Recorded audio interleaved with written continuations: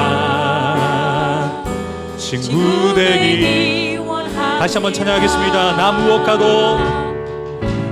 무엇과도 주님을 바꾸지 않으리.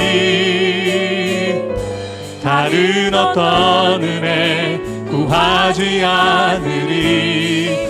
오직 주님만이 내 삶의 도움이시니 주의. 이것이 우리의 고백이기 원합니다. 나 무엇과도 주님 바꾸지 않겠습니다. 나 무엇과도 주님을 바꾸지 않으리. 다른 어떤 은혜 구하지 않. 오직 주님만이 내 삶의 도움이시니 주의 얼굴 보기 원합니다. 주님 사랑해요. 주님 사랑해요. 온 마음과 정성 다해 하나님의 신실한 친구 되기. 주님 사랑합니다. 주님 사랑해요. 주님 사랑해요.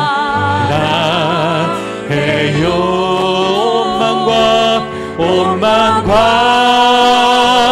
정성 다해 하나님의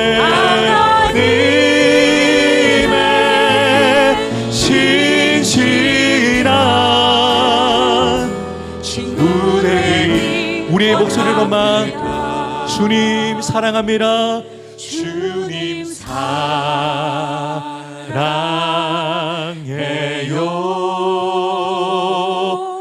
온 마음과 정성 다해 하나님의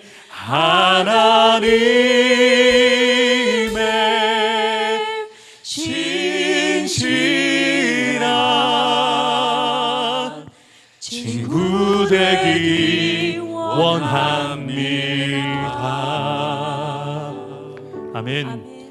우리가 하나님 앞에 신실할 수 있는 것은 하나님께서 먼저 우리에게 신실하심을 보여주셨기 때문이죠. 아멘. 다윗이 그렇게 고백하는 것처럼 우리는 주님의 인도하심을 볼 수 없지만 우리가 확신할 수 있는 것은 우리를 사랑하시는 예수님께서 우리의 선한 목자가 되셔서 우리에게 가장 최선의 길로 인도하신다는 것입니다.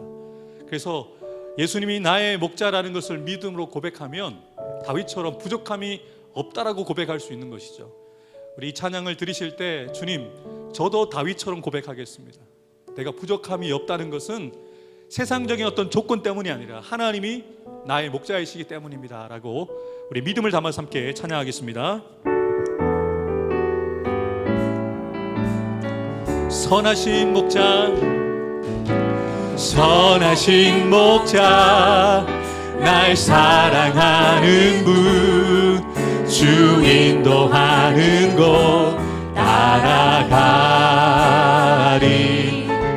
주의 말씀을 나 듣기 위하여 주 인도하는 곳 가. 우리 믿음으로 선포하십시다. 선하신 목자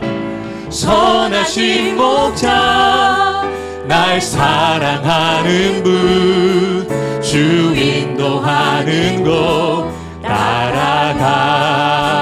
주의 말씀을 나 듣기 위하. 주 인도하는 곳 가. 믿음으로 고백하십시다. 나를 푸른 초장과 쉴만한 물가로 내 선하신 목자 날 인도해. 험한 산과 골짜기로 내가 다닐지라도 내 선하신 목자 날 인도해. 다시 한번 고백하겠습니다. 선하신 목자 날 사랑하는 분, 주 인도하는 곳 따라가. 주의 말씀을 나 듣기 위하여 주 인도하는 곳 가려네. 선하신 목자, 선하신 목자, 날 사랑하는 분, 주 인도하는 곳 따라가. 주의 말씀을 나 듣기 위하여 주 인도하는 곳 가려네. 나를 푸른 초장과 실만한 물가로 내 선하신 목자 날 인도해. 험한 산과 골짜기로 내가 다닐지라도 내 선하신 목자 나를 푸른 초장과 실만한 물가로 내 선하신 목자 날 인도해. 험한 산과 골짜기로 내가 다닐지라도 내 선하신 목자 날 인도해. 나를 푸른 초장과 실만한 물가로 내 선하신 목자 날 인도해. 험한 산과 골짜기로 내가 다닐지라도 내 선하신 목자 날 인도해. 선한 목자 구세주여 항상 인도하소서. 선한 목자 구세주여 항상 인도하소서. 선한 목자 되신 우리 주님, 선한 목자 되신 우리 주 항상 인도하시고 푸른 풀밭 좋은 곳에서 우리 2절입니다. 양의 문이 되신 주님, 양의 문이 되신 예수여 우리 영접하시고 길 잃은 양의 무리를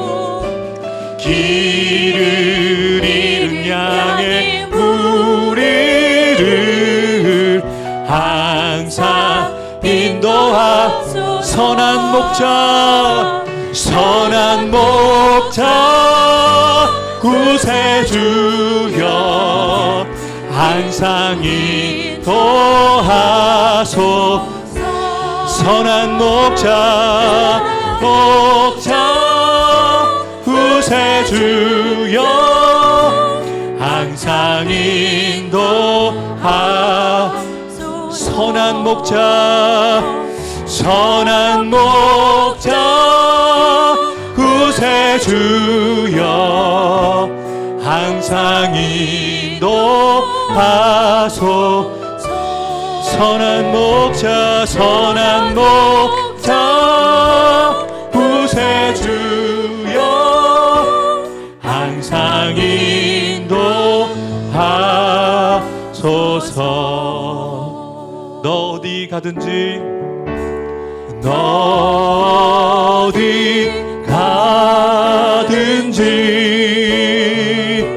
순종하라.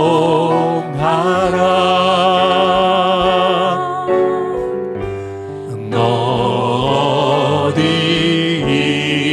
있든지 충성하라.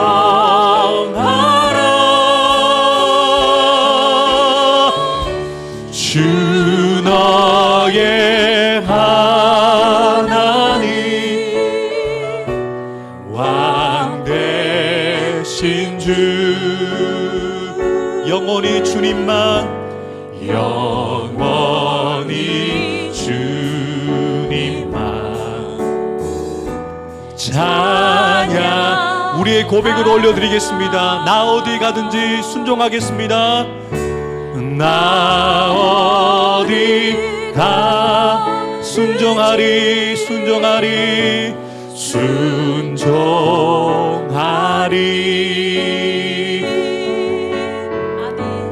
나 어디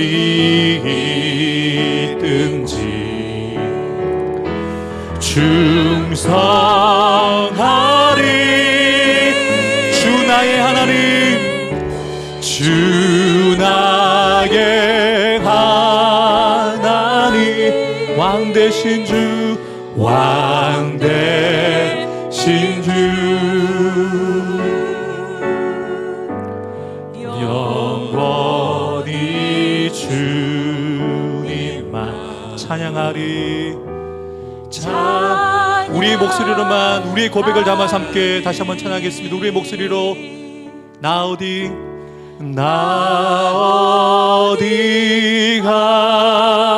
가든지 순종하리.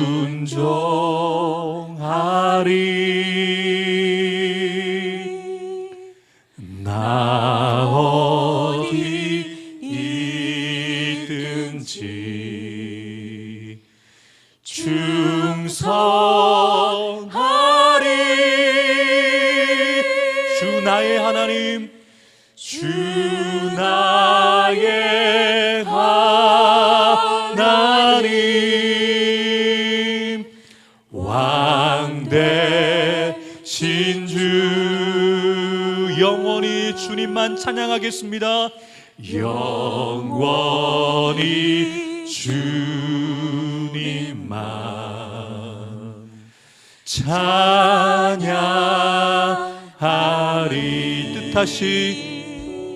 뜻하신 그곳에 나 있기 원합니다. 이끄시는 대로 순종하며 살리니 연약한 내 영혼 통하여 일하소서. 주님 나라와 그 뜻을 위하여 뜻하신 그곳에 나 있기 원합니다. 이끄시는 대로 순종하며 살리니 연약한 내 영혼 통하여 일하소서. 주님 나라와 그 뜻을 위하여 오 주님 나를 이끄소. 오 주님 나를 이끄소서. 오 주님 나를 이끄소서. 우리 이 시간 함께 합심해서 함께 기도하기 원합니다. 하나님, 방금 드렸던 나 어디 가든지 순종하겠다, 충성하겠다, 말씀하시는 대로 멈춰서고 가겠습니다라는 이 고백이 그저 찬양의 가사이기 때문에 드렸던 고백이 아니라 정말 우리의 삶의 실제가 되어질 수 있는 은혜를 주옵소서, 믿음을 주옵소서. 그래서 우리가 어디에 있든지 무엇을 하든지 왕 되신 주님을 찬양하고 영광을 올려드릴 수 있는 우리의 삶이 될 수 있도록 우리가 합심해서 함께 기도하고, 우리가 기도가 마무리할 때쯤에 우리 김희욱 권사님 대표로 기도하시겠습니다. 우리 다 같이 우리 한번 크게 외치고 함께 기도하겠습니다. 주여.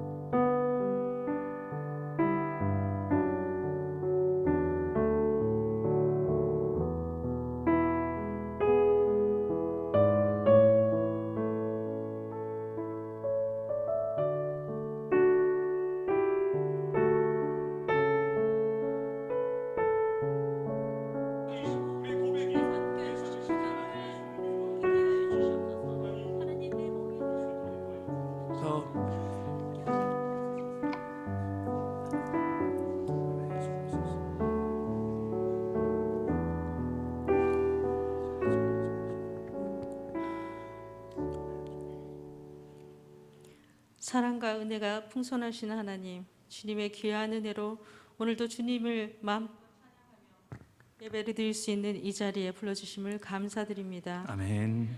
예배를 통해 영광 받으시길 원하시는 하나님의 마음을 우리가 깨달아 일평생 하나님을 예배하는 신실한 성도가 되길 원합니다. 아멘. 우리가 구원을 받았으나 주님을 향한 열정이 없고 기쁨이 없으며 세상 것에 휘둘리며 살았음을 고백합니다.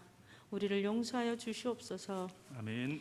이제는 삶의 중심이 온전히 주님이 되길 원합니다. 아멘. 주님이 내게 주신 능력을 깨닫게 하여 주사 세상이 정한 나 스스로의 한계를 넘어서 담대하게 세상에 그리스도의 한계를 낼 수 있는 우리가 되게 하옵시고, 아멘. 주님을 위해 무엇을 해야 하는지 끊임없이 묻고 기도하게 하시며 주님의 말씀 성경 속에서 의의 길을 찾을 수 있도록 열심을 내게 인도하여 주시옵소서. 아멘. 아버지, 몸과 마음이 불편한 성도들이 있습니다. 구체적인 상황들을 주님께서 아시오니 세세하게 돌봐주시고 친히 위로하시고 안수하여 주시길 원합니다. 아멘. 모두 빨리 회복되어 함께 기쁨과 영광을 돌리길 원합니다.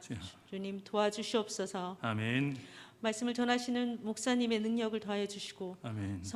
성도들의 귀한 마음을 열어주셔서 믿음으로 받은 그 말씀으로 하늘의 신령한 복을 마음껏 누리게 하시옵소서. 아멘. 이 모든 말씀 예수 그리스도 이름으로 기도드립니다. 아멘. 우리가 워밍업이라고 하면 일반적으로 준비 운동을 이야기를 합니다. 본 운동을 하기 전에 긴장되어 있는 근육을 풀어주어서 격한 운동을 하는 중에 근육이 다치지 아니하도록 몸을 조금 미리 풀어주는 운동을 할 때 우리가 준비 운동, 워밍업이라고 하죠. 우리가 신앙생활을 이야기를 할 때 신앙과 생활을 이야기를 하죠. 신앙이라는 내적인 면과 생활이라는 외적인 면이 합쳐져서 우리는 신앙생활을 한다고 합니다.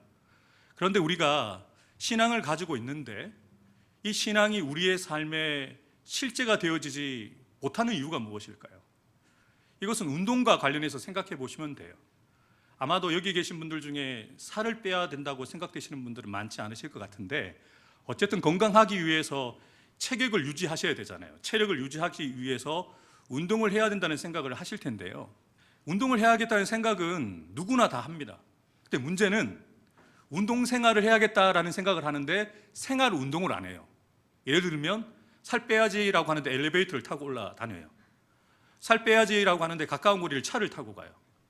그러면 살이 절대는 아니지만 빠지기가 힘들다는 거죠. 어젠가 엊그젠가 어디를 다녀오는데 그 피트니스 헬스장에 이런 문구를 써놨어요. 재밌어요. 밥을 먹는 데는 1분이지만 살 빼는 데는 1시간. 밥 먹는 데는 10,000원인데 살 빼는 데는 100만 원. 공감하십니까? 1.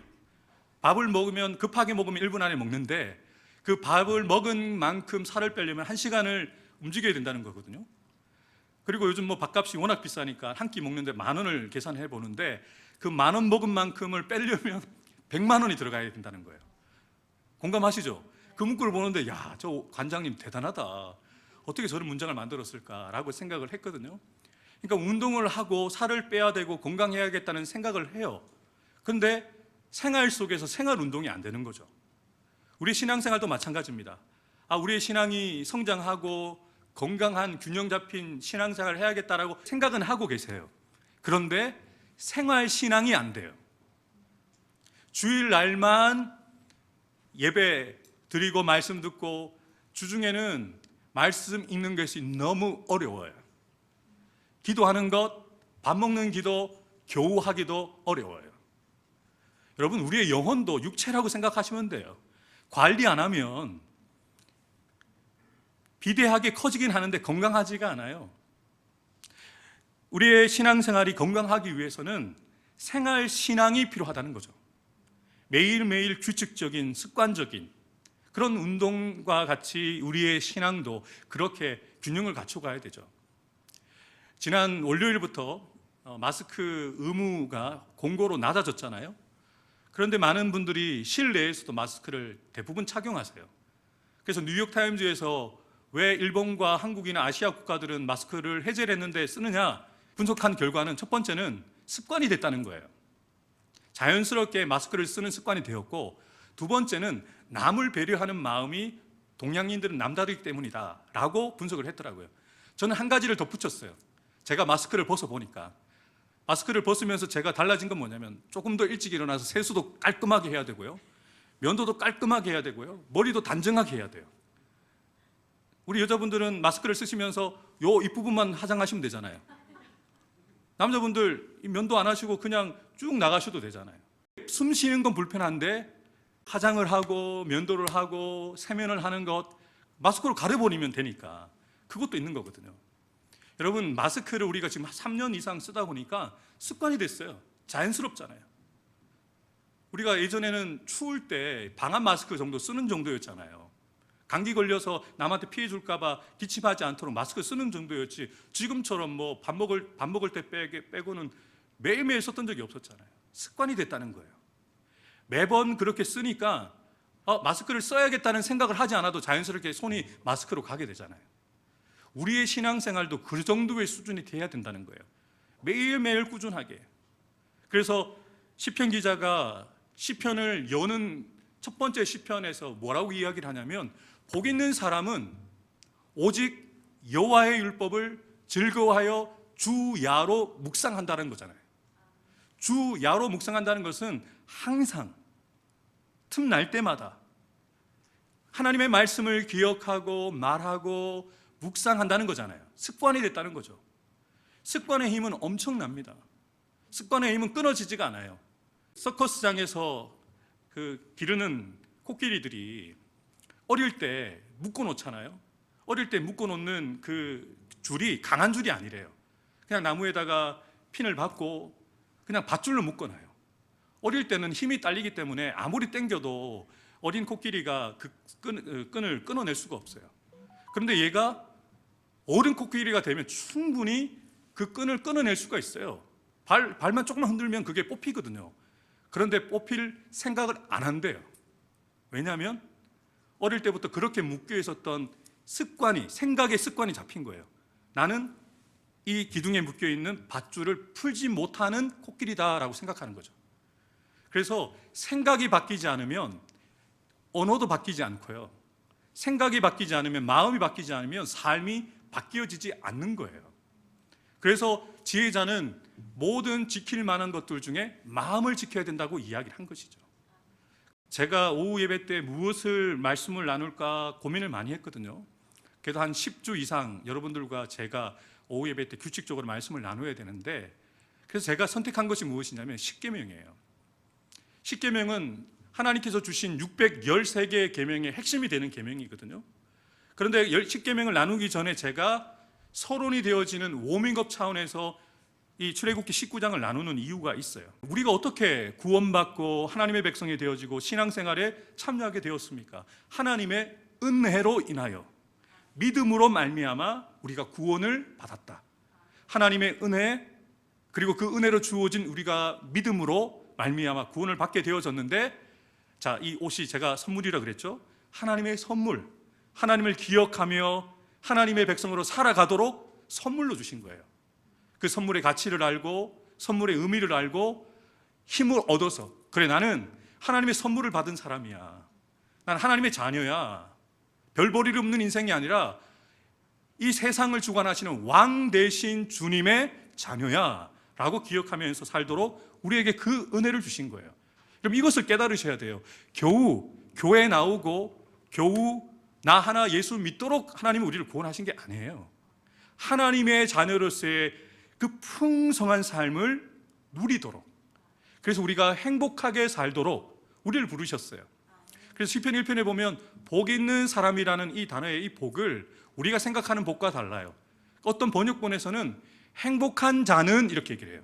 행복한 자는 여호와의 율법을 주야로 묵상하면서 하나님과 함께하는 그 삶이 행복하게 느껴지고 행복하게 사는 사람이라고 이야기를 하는 것이죠. 부디 바라고 소망하는 것은 저와 여러분들이 어떤 직분과 신앙의 연수와 우리의 신앙의 환경들 때문이 아니라 그냥 주님을 사랑하기 때문에 어제보다 오늘 더, 작년보다 올해 하나님 앞에서 조금씩 성장해 가고, 더 나은 방향으로 변화를 경험하는 저와 여러분들 되기를 주님의 이름으로 축복합니다. 여러분, 하나님의 은혜로 또 믿음으로 말미암아 구원을 받은 저와 여러분들에게 남은 숙제가 무엇일까요?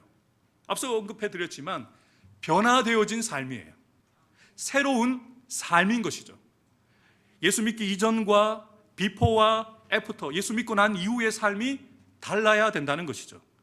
나를 바꾸지 못하는 복음은 복음이 아니다.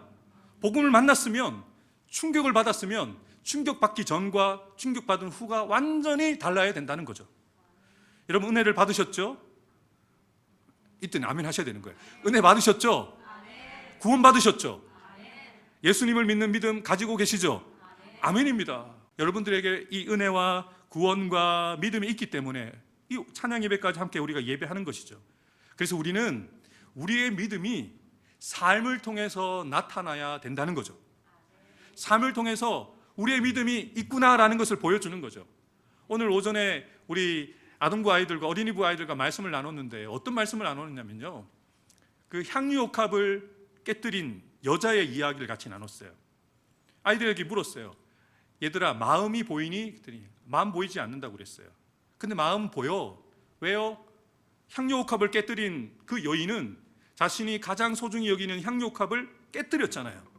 그리고 깨뜨릴 뿐만 아니라 자신이 곱게 기른 그 머리카락을 가지고 예수님의 발을 깨끗하게 닦아드렸잖아요. 그게 예수님을 향한 사랑이었거든요. 사랑이 눈에 보이지 않지만 겉으로 드러날 수밖에 없어요. 믿음은 볼 수 없지만 그 믿음은 행위로 나타날 수밖에 없어요. 그래서 행함이 없는 믿음은 죽은 믿음이라고 얘기를 하는 거예요. 사랑이 없는 믿음은 죽은 믿음인 거거든요. 그래서 우리는 기억하기를 내적인 부분만 너무 강조하고 내가 가진 믿음만 신경을 쓸 게 아니고 내가 가지고 있는 이 믿음이 다른 사람들에게도 자타공인돼야 된다는 거죠. 정말 믿는 사람이다. 여러분, 직분을 얘기해서 죄송해요. 정말 목사다. 정말 목사다운 목사다.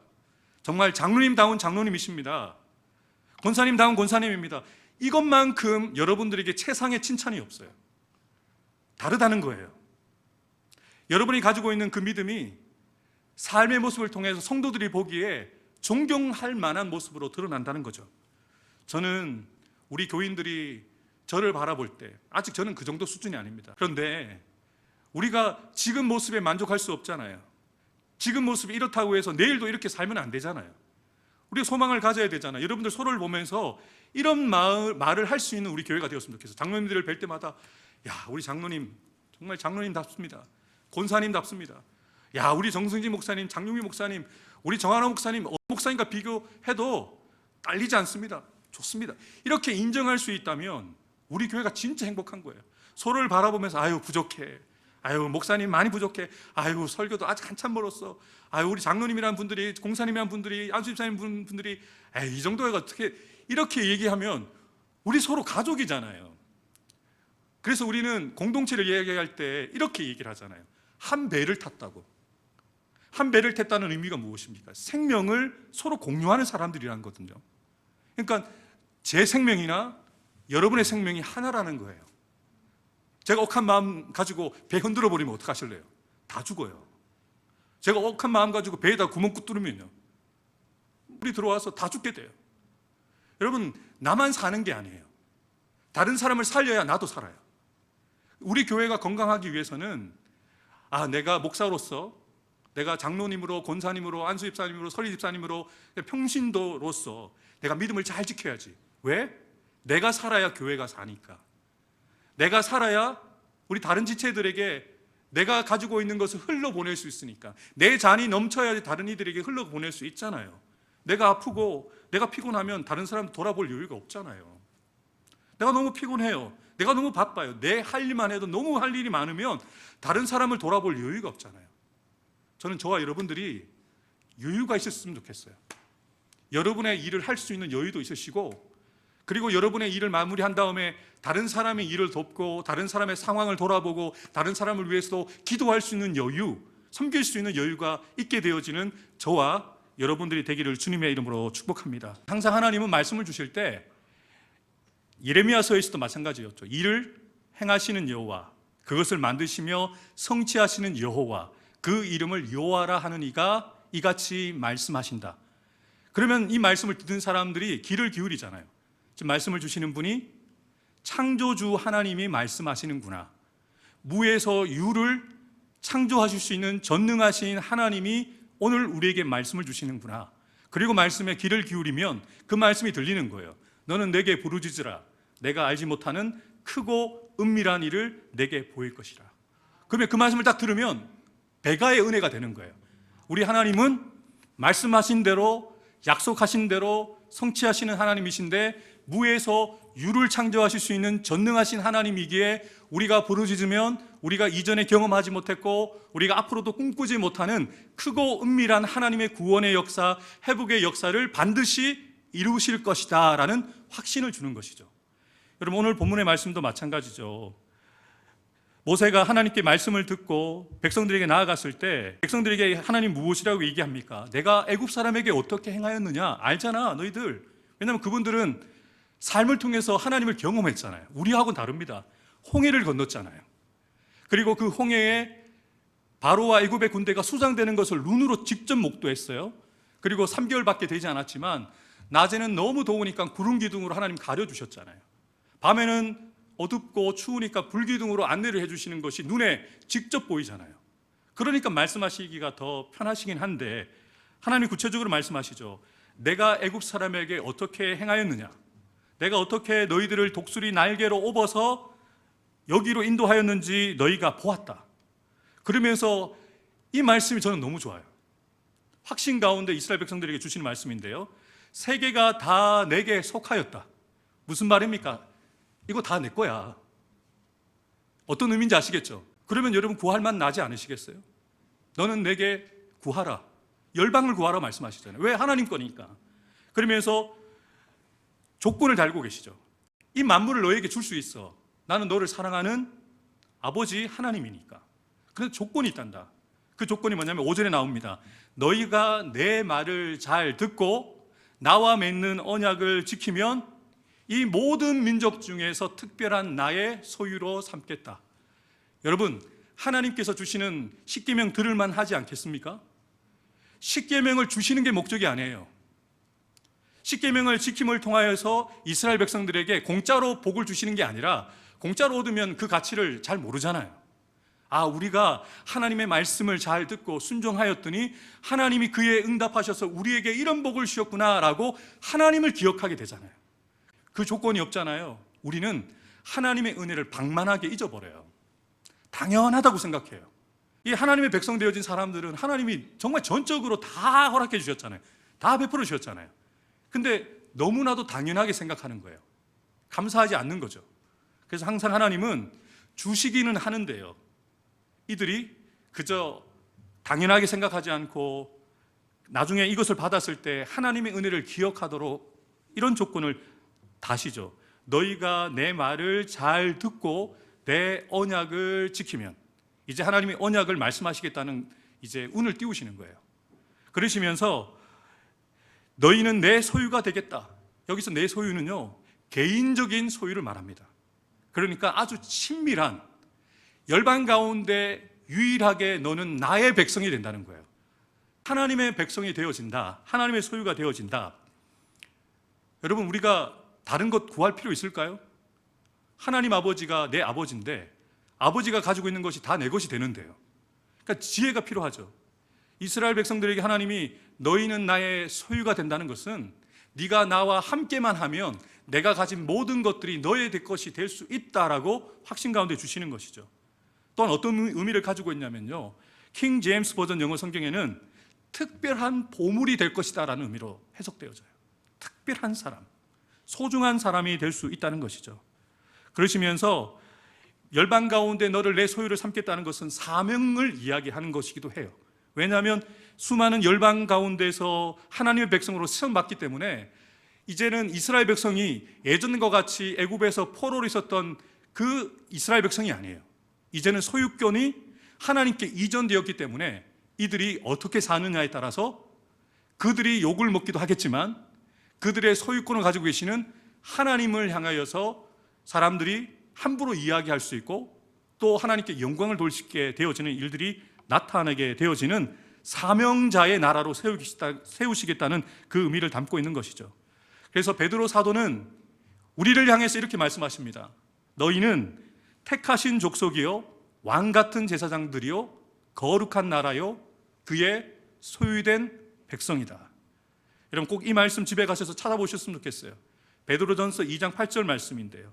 왜 하나님이 우리를 택하셔서 왕 같은 제사장으로 거룩한 하나님의 나라로 하나님의 소유 특별한 보물 같은 백성으로 삼으신 이유가 무엇이냐? 분명하게 그 이유를 설명합니다. 이는 어두운 데서 우리를 불러내어 그분의 기이한 빛에 들어가게 하신 그 아름다운 하나님의 덕, 크고 놀라운 하나님의 사랑, 크고 놀라우신 하나님의 은혜를 선포하게 하시기 위해서 우리를 그렇게 특별한 하나님의 소유로 특별한 은혜를 베푸셔서 특별한 사람들로 우리를 세우신다는 거예요. 그래서 이스라엘 백성들이 모세를 통해서 십계명을 받을 때에 그 말씀을 들을 수 있는 마음의 준비가 되었던 거예요. 왜냐하면 이미 그들은 은혜를 받은 자들이고 이미 하나님께서 행하신 그 역사를 보고 경험한 자들이었기 때문에 하나님의 말씀하셨다면 반드시 그렇게 되어질 것이라는 확신이 있었거든요. 그리고 뒷부분을 쭉 보시면 모세가 하나님의 말씀 듣고 나서 이것을 이스라엘 백성들에게 그대로 전해요. 그러면 백성들이 무엇이라고 얘기합니까?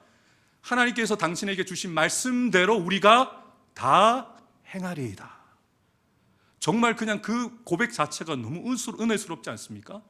하나님께서 모세 당신에게 주신 그 말씀대로 우리가 가감없이 우리의 생각을 가지고 어떤 것은 빼고 어떤 것은 추가하지 않고 하나님께서 모세에게 주신 그 하나님의 말씀대로 우리가 다 행하겠습니다. 다윗이 늘 이렇게 기도했거든요. 주님, 말씀만 하옵소서 주의 종이 듣겠습니다. 이 고백은 치사 선택하면서 말씀을 듣겠다는 고백이 아니거든요.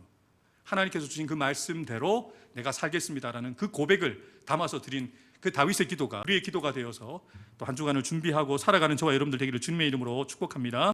너 어디 가든지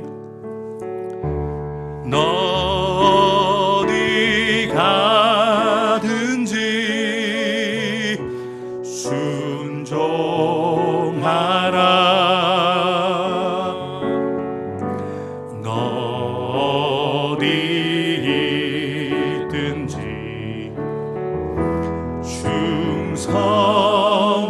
충성하라. 주 너의 하나님, 주 너의 하나님, 왕 되신 주님, 왕 되신 주, 영원히 주님만, 영원히 주.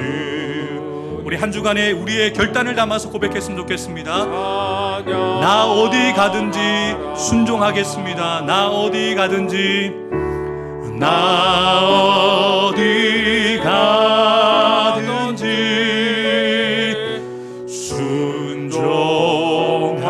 순종하리. 나 어디 있든지, 나 어디 있든지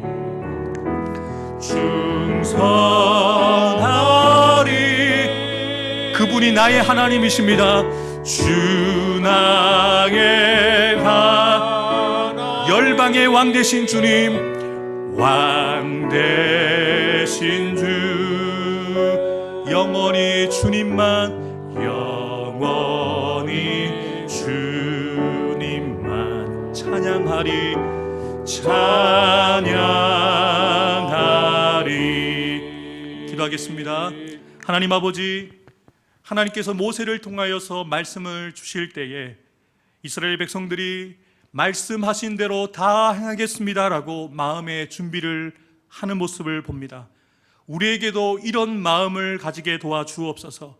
주님, 말씀만 하여 주옵소서. 주의 종이 듣겠습니다라고 고백하며 기도하였던 다윗이 하나님의 마음에 합할 수 있었던 것처럼 우리가 하나님의 자녀로서, 하나님의 백성으로서, 하나님의 은혜를 경험한 자로, 하나님의 역사를 경험한 자로 하나님께서 우리에게 말씀 주실 때에 그 말씀을 지나가는 말로 듣지 않게 하시고 그 말이 때로는 우리를 아프게 하고 무겁게 하는 말씀이 주어진다 할지라도 그 말씀을 가감하지 않고 그 말씀을 다 지켜 행함을 통하여 하나님의 특별한 소유가 되어지는, 하나님께서 우리에게 주시는 그 은혜와 복을 넘치도록 받아 누릴 수 있는 사랑하는 성도들 될 수 있도록 축복하여 주옵소서.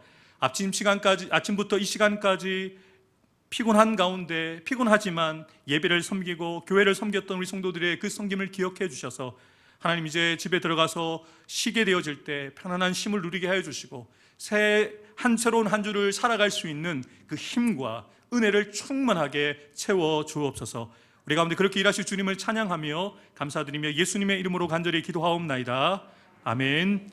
이제는 우리 구주 예수 그리스도의 구속의 은혜와 하나님 아버지의 크고 놀라우신 사랑과 보혜사 성령님의 교통하심과 역사하여 주심이, 하나님께서 우리에게 말씀하실 때에 그 말씀을 들을 때에 하나님, 제가 순종하겠습니다 라고 먼저 고백하고 다른 이들에게 함께 이 말씀에 순종하자라고 이야기할 수 있는 믿음의 선구자가 되어지는 선구자가 되기를 결단하며 나가는 사랑하는 성도들 한 사람 한 사람 머리 위에 하나님의 말씀이 나를 통하여 이루어질 사역지인 가정과 자녀손들 위에, 직장과 사업터 위에, 주님의 핏값 주고 사신 우리 해운대 소정교회 위에, 이 나라 이 민족의 세계 열방 가운데 지금부터 영원토록 함께 해주시기를 간절히 축원하옵나이다.